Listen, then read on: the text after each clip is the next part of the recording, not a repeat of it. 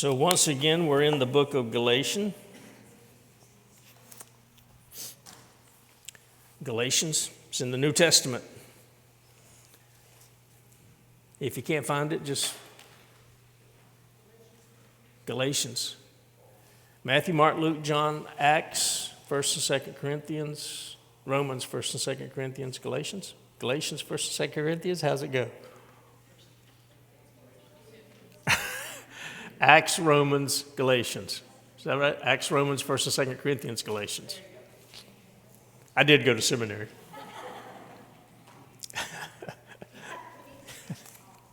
We need to sing a song? Oh, Matthew, Mark, Luke, and John, Acts and Romans and Corinthians. Yep, okay. So, Galatians chapter 4, beginning at verse 8.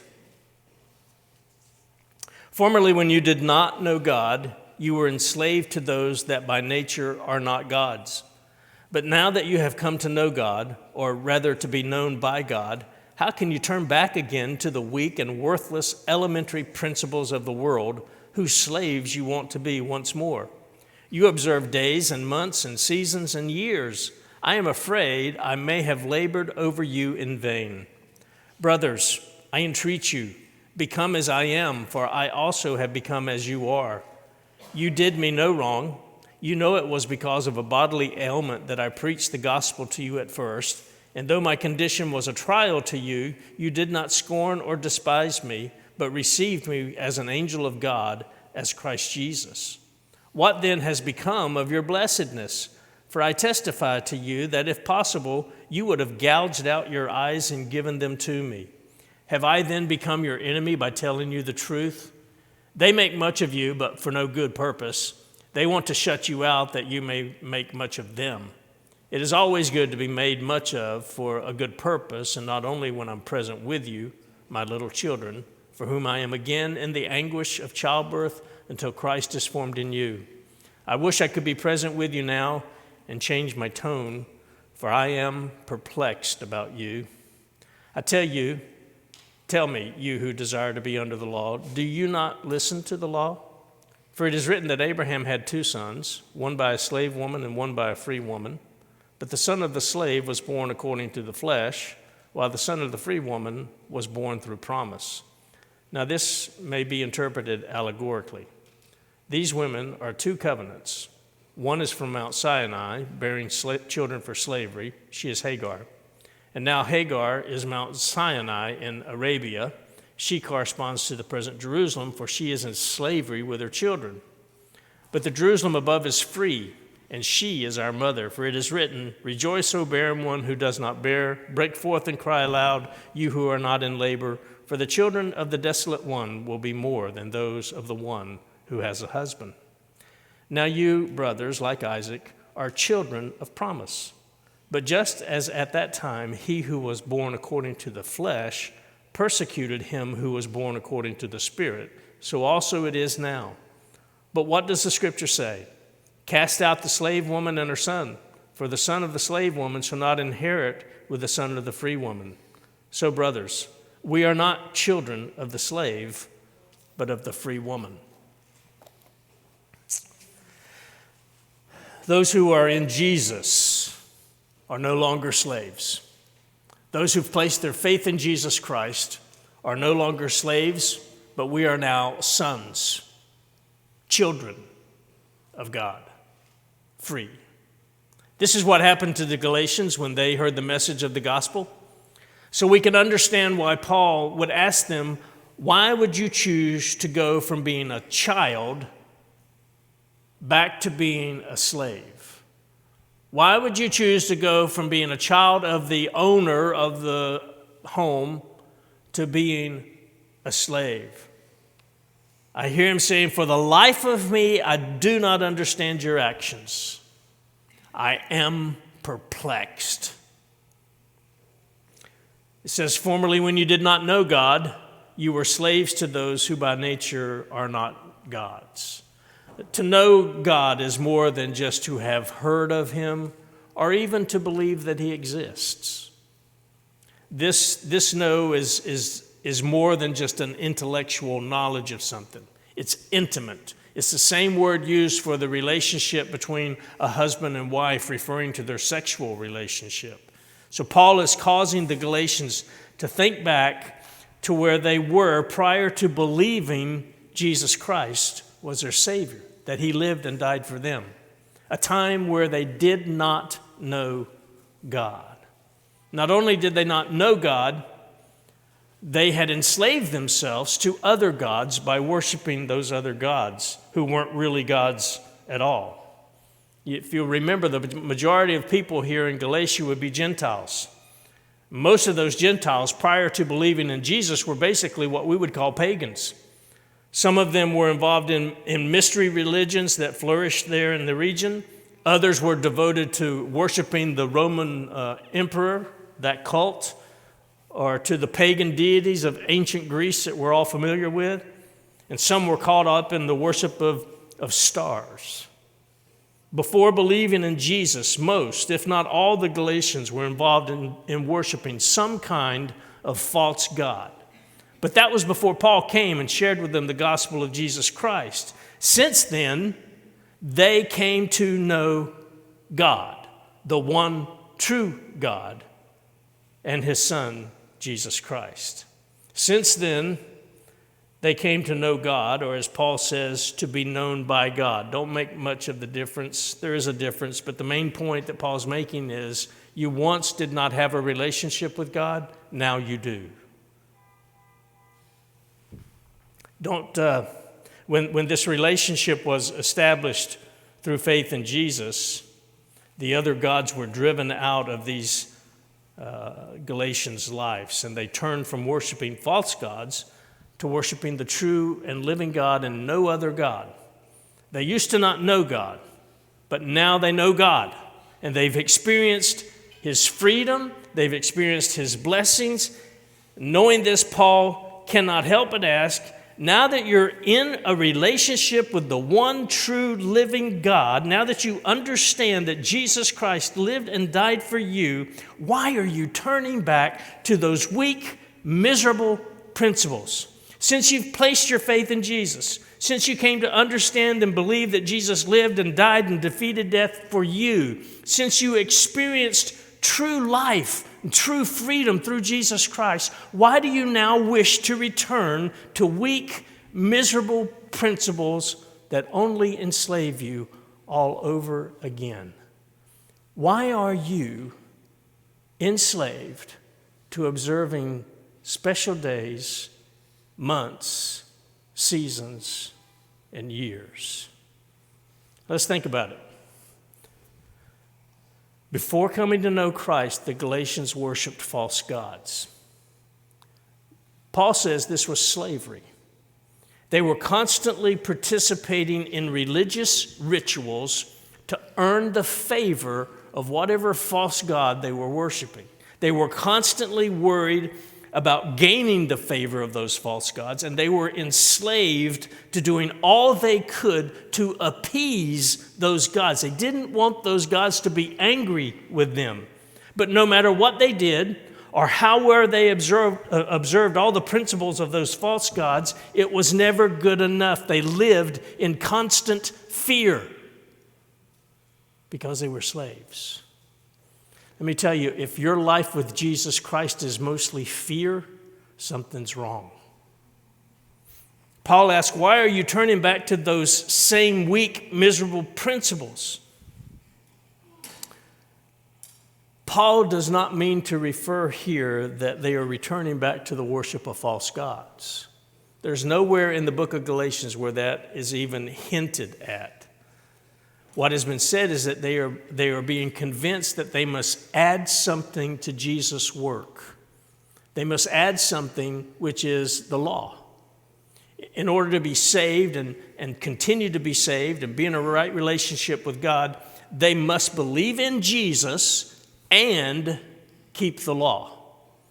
Let me say that again. In order to be saved and to stay saved and in a right relationship with God, not only must they believe in Jesus, that he lived, died, and defeated death for them, but they must also obey the law. Up to this point, the main concept of the law that they must obey was circumcision. But here Paul tells us that they are at least considering observing special days and months and seasons and years. Now, most scholars that I've read believe that this is a reference primarily to the festivals and the religious practices of the Jews. So basically, they say that in saying it this way, Paul is referring to all the religious ritual of the Old Testament law. Let me read what Paul says in Colossians, and I'm going to read it from the New Living Translation because it makes it much clearer. This is in chapter 2, beginning at verse 16. Thinking about the law, thinking about those miserable, weak principles. Therefore, let no one pass judgment on you in questions of food and drink, or with regard to a festival, or a new moon, or a Sabbath. These are a shadow of the things to come, but the substance belongs to Christ. Let no one disqualify you insisting on asceticism and worship of angels, going on in detail about visions, puffed up without reason by his sensuous mind, and not holding fast to the head, from the whole body, nourished and knit together through its joints and ligaments. Listen to this now. If with Christ you died to the elemental spirits of the world, the elemental principles, those weak, miserable principles, why, as if you were still alive in the world, do you submit to regulations? Do not handle, do not taste, do not touch. All of them according to human precepts and teachings. They have indeed an appearance of wisdom in promoting self-made man religion and asceticism and severity of the body, but they are of no value in stopping the indulgence of the flesh.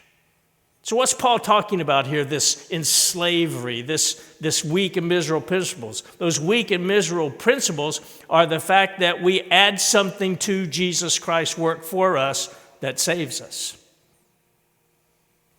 The Galatians were considering returning to this because someone had taught them that Jesus' work for their salvation was not enough to save them, and it was not enough to keep them saved. They had to add works to it.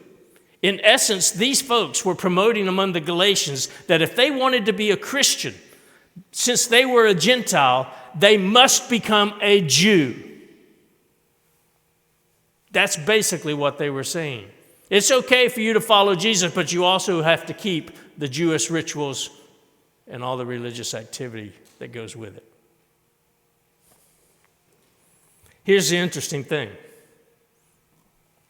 Paul equates the belief that one must keep the law to be saved with the same slavery that comes upon a person when they worship a false god. Let me say that again. To think that you must add something to Jesus' work of salvation for you puts you in the same boat as someone who's worshiping a false god. That's pretty harsh, but it's the same slavery. If you are intending on saving yourself or helping Jesus save you by helping him along by doing some good works that you need to do, you'll never do enough. You will constantly be enslaved, and you will constantly be living in fear. You will constantly be trying to get God to love you when he's screaming at you, how much more do I have to do for you? I sent my son to die for you. The same principle. For Paul, the rituals of the Old Testament law, they were neither here nor there. He says circumcision or not circumcision, it doesn't matter. What Paul was concerned with was that the Galatians were believing that they absolutely must practice these things in order to be saved and in order to continue to walk in fellowship with God.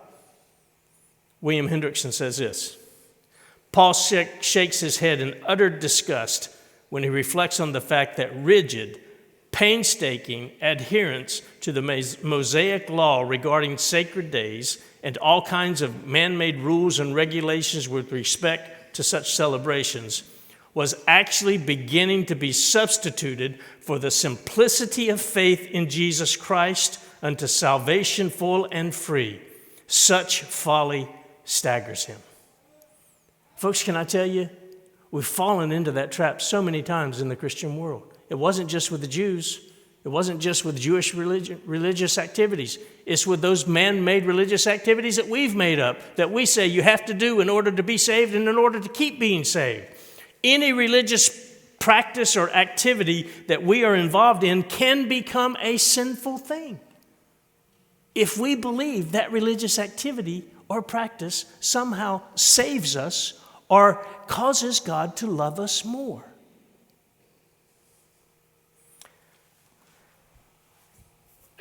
I tried to think of some examples, and there's a couple, but one that wouldn't offend any of you, not that I'm afraid to offend you, but the Lord's Prayer. The Lord's Prayer. You ever seen a television show and a person's going down, the plane's about to crash, and they're saying the Lord's Prayer? Is there anything in the Lord's Prayer about, Lord, save me from this plane crash? No, it's sort of like this sacrilegious ritual of thinking that in saying the Lord's Prayer, somehow God's going to save me from this plane crash. Or you go to churches. Some churches, every single Sunday, you will say the Lord's Prayer. And if you don't say the Lord's Prayer, you're in trouble. Believe me, I've been there. I've done that. I got in trouble. What? Why? Because somehow the Lord's Prayer has become equated with the worship of God. And without it, you can't worship God. It has become a sin. Same with Holy Communion. How often you celebrate it. If you think you have to celebrate every Sunday, then you have changed it into something that it shouldn't be. If you want to every Sunday, that's fine. But when it comes to the place where you have to, that's not good. How about tithing? Can I see a show of hands of everybody who tithes? No, I'm just teasing. Just teasing. I don't want to get you mad at me that much. You know, if I tithe because I think it makes God bless me, I'm all wrong. It's a sin. It's a sin. It's a false slavery. You are trying to tell God, hey, putting a couple dollars in for you today, Lord. If you don't tithe one week, do you feel like you have to double up the next week, or utter financial ruin is coming your way? These are all things that Christians are enslaved to because we think somehow tithing makes God love me, or it puts me in a better relationship with him, or it gives me his protection. Folks, nothing is further from the truth. And when it becomes that, you've lost. You've lost. Any religious practice can become a sin. It can be true of church attendance, Bible reading, prayer, and even ministry. Can I tell you that before and after our salvation, every single one of our good works are as filthy rags before the Lord? And if we don't get that, if we think that somehow I can somehow merit God's good favor toward me, I do not understand the full effect of sin in my life. Before we go further, and we actually have quite a bit further to go, but bear with me. It must be said that grace does not do away with sin. Paul's going to say in the next chapter, we are called to be free, but do not use your freedom to indulge the sinful nature.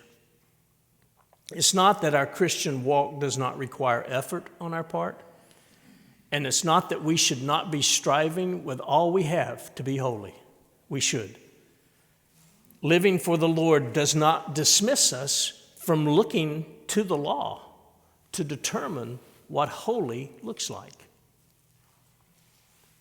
But we cannot begin from a point that believes that I can add to the work of Jesus, or that I can add to the pleasure the Father already takes in me through Jesus. What we're talking about is the difference between religion and relationship based on the gospel of Jesus Christ. Timothy Keller says this in his book, The King's Cross.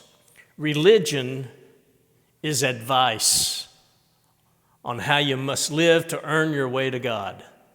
Your job is to follow that advice to the best of your ability. If you feel like you're following it faithfully and completely, you'll believe you have a connection with God because of your right living and your right belief, and you'll feel superior to the people who have wrong living and wrong belief. How many people are sitting in church this morning feeling superior to everyone who's not sitting in church? That's religion, folks.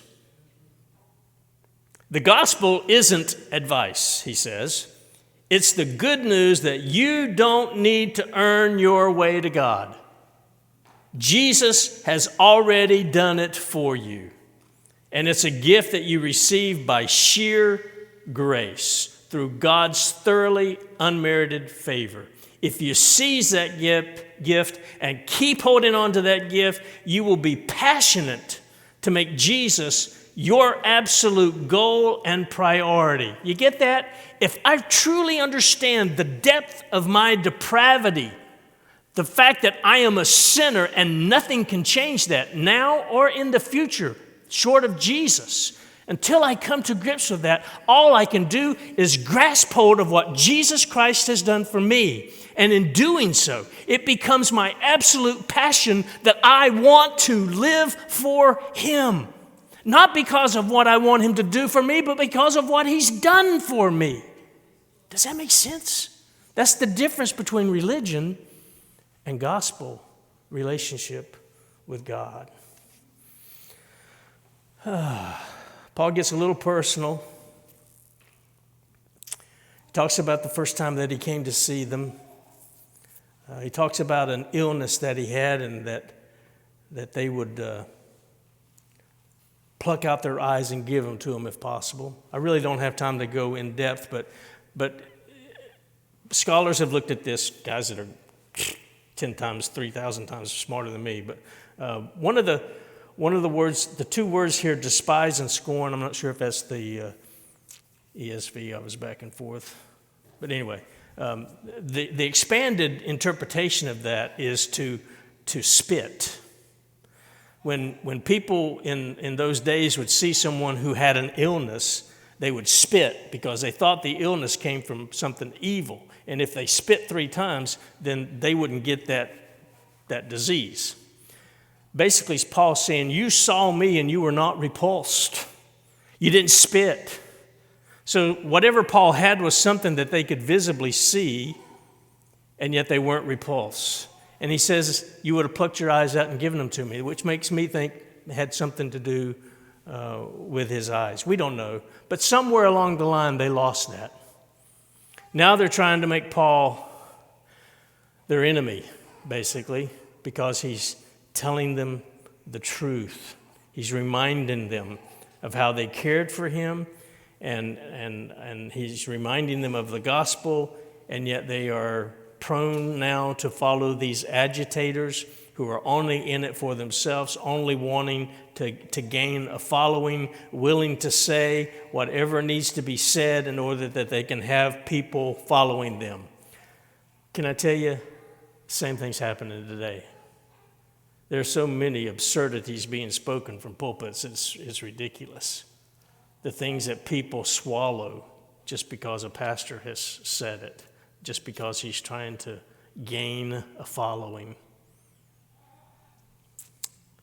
We've had several pastors in the last weeks to fall from grace or to have to leave their churches, some of them for reasons that we don't know. Others, it's like, I don't know how anyone followed him to begin with. That's how we've come to that place, folks, whereas people sitting in the pew, you need to be discriminating. People watching TV, you need to be discriminating. You need to ask yourself, is this biblical? And if it's not, don't follow them. Do not follow them. He closes with another story. Hagar and Sarah, Abraham's two wives, he had two sons. And he tells us the son from Hagar was from the flesh, which means the son from Hagar was of Abraham's doing. It was Abraham's attempt to fulfill what God had promised to him. Sarah was Abraham's wife. She was old, too old to have children. But God said, this time next year you'll have a son. She did. So that was not anything Abraham could have made happen, nor Sarah. God made it happen. It was the promise. So he's going back to the promise now. The children of Abraham, the child born to Abraham and Sarah was the child of the promise. The child born to Hagar was the child of the law. If we believe in Jesus Christ, we have already been told by Paul that we are the seed of Abraham. We are the sons of God. We are sons of the free woman of the promise. Your salvation is because God promised it, not because you worked for it. In Jesus Christ, we have been set free. Paul's saying to the Galatians, please wake up. Realize what you are doing by turning to the law for the assurance of your salvation. You are children of promise, children of the free woman, not the slave woman. Live as children of God, joint heirs of Jesus Christ, children of the promise. If there's anything I could say to any of us, and I wish God would just give me the words right now to express it clearly, we are saved by grace. We are kept saved by grace. Yes, if we love Jesus Christ, we will live the absolute best life we can live for His glory to give Him praise, but never, ever to seek His love. Until I can come to the foot of the cross and there realize that is the payment for my sin and He is my only righteousness. That's where we start. That's where we must start. If you start anywhere else, you're going to be off course real quick. We're saved by grace, only by grace. But when I'm saved by grace, I am going to be passionately in love with my Savior. Amazing love. How can it be that thou, my God, should die for me? Stand with me if you will.